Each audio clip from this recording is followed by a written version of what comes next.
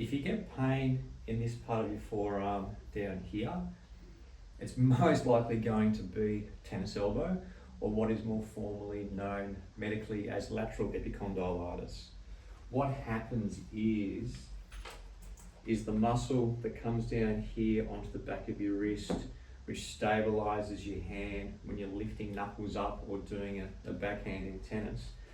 This muscle works really hard and starts rubbing up here where it's attached on the lateral epicondyle, and starts fraying like an old piece of rope. It rubs over here and starts to break down.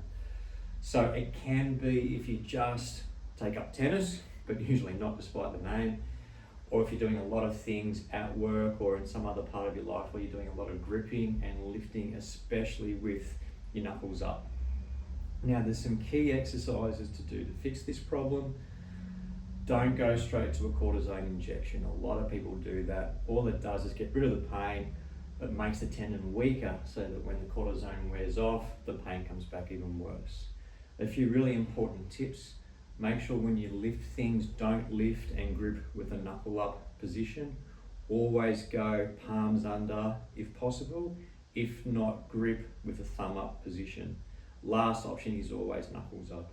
Also avoid lifting things or holding things with your arm out straight, because that bends the tendon over where it compresses and makes it wear more. So if you have to then hold or grip things, do it with the elbow by your side, because the tendon bowstrings off the bone there and doesn't compress. If the condition doesn't resolve, and it can take a long time, PRP injections can be useful. The evidence isn't really strong or clear, but I have had quite a few patients who respond to them well. Basically, a doctor spins off the blood and takes the factors that help with healing and inject it straight into the tendon in your elbow, which we think increases the healing response. So in summary, don't grip and lift with your knuckles up out in front of you, elbow by your side with the palm up position.